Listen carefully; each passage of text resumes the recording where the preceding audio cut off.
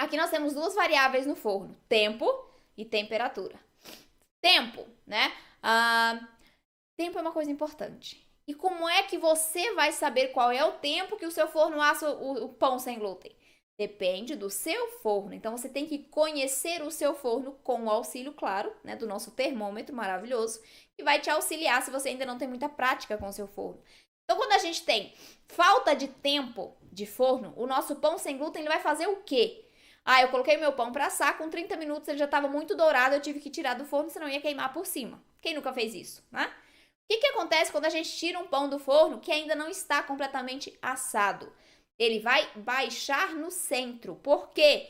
Porque os nossos pães sem glúten assam de fora para dentro. Então, o miolo do pão é a última parte que vai assar. Se eu retirei do forno antes, o meu miolo vai ficar com a estrutura prejudicada. Significa, então, que o pão pode baixar no centro, porque o miolo vai estar mais úmido, tá? Não tá tão firme quanto as laterais do nosso pão. Então, falta de tempo de forno vai provocar esse tipo de resultado. Excesso de tempo de forno também. Eu vou deixar o meu pão ali dentro assando por uns 40, 50 minutos e depois vou deixar esfriando lá dentro para desenformar mais tarde. O que você está fazendo com o seu pão? Você está fazendo ele ficar seco, ficar duro e esfarelar consequentemente. Então, você tem que assar o seu pão pelo tempo adequado. A falta vai causar esse prejuízo do centro do pão ficar cru e aí ele vai baixar. O excesso de tempo de forno vai ressecar o seu pão. Então imagina, você ainda não tem muita experiência em fazer receitas, faz lá uma receita e deixa a massa mais consistente do que deveria, certo? Pega essa massa, coloca para assar e assa por um tempo muito maior. Sua massa que já estava seca, a partir do momento que ela fica muito tempo exposta ao calor do forno, ela vai ressecar ainda mais, porque ela vai perder umidade para o forno, para o calor do forno, né? Perdendo umidade, ela vai ficar mais seca, vai ficar com a casca grossa, com a casca dura e vai esfarelar. Então, no dia seguinte, seu pão pode ficar duro. Por quê? Porque você assou por tempo demais. Então, o tempo é uma das variáveis mais importantes quando a gente está falando de forno. E temperatura também, eles se igualam ali em qualidade, não. Qual é a palavra, gente? Se equivalem, né? Tempo e temperatura. As duas coisas são importantes igualmente.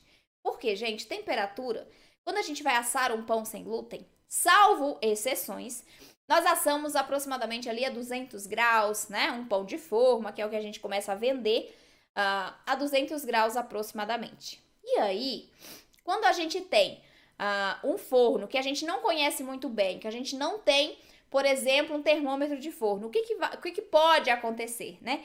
Pode acontecer que a gente vai colocar uma temperatura no botão do nosso forno, na parte externa dele, e ele vai aquecer demais lá dentro, né? Isso pode acontecer? Com certeza pode acontecer, tá? Então, você precisa conhecer o seu forno para isso também. A temperatura, ela tem que ser exata.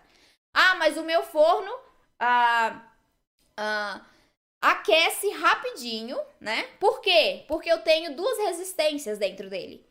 E eu ligo as duas. A gente não pode nem pré-aquecer o forno. Se você pré-aquecer, você tem que desligar um tempo antes de colocar o pão lá dentro. Muito menos assar os pães sem glúten com a temperatura, com a resistência superior ligada, porque a gente traz prejuízo para a massa, tá?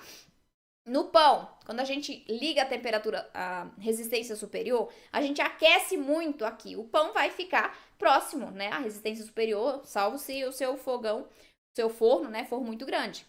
Mas caso contrário, se ele for num tamanho que é o doméstico normal, ele vai ficar ali próximo da resistência superior. Quando eu tenho calor incidente muito aqui próximo da minha massa, eu tenho um ressecamento rápido da superfície, então eu tenho a formação de casca muito rápido. Talvez essa formação de casca aconteça tão rápido que os processos químicos de crescimento da massa ainda não tenham acontecido corretamente. E aí, quando eu resseco a parte de cima e o meu pão tem uma força agindo aqui sob a casca, eu cresço e eu racho a minha casca do pão. Porque eu tenho uma casca mais sequinha mas eu ainda tenho força empurrando aqui o meu pão para cima. Aí acontecem as rachaduras. Então pode ser isso também que ocasione esse tipo de problema, as rachaduras no seu pão, porque você ligou a resistência superior. No bolo, o que pode acontecer? Você ligou a resistência superior, colocou seu bolo para assar. O fermento químico, ele trabalha com duas ações. A primeira é quando você coloca ele em contato com o líquido, né, com a massa. A segunda ação, quando você coloca esse fermento em contato com o calor. Então, a partir do momento que você coloca o seu bolo no forno, a segunda ação do fermento começa a acontecer.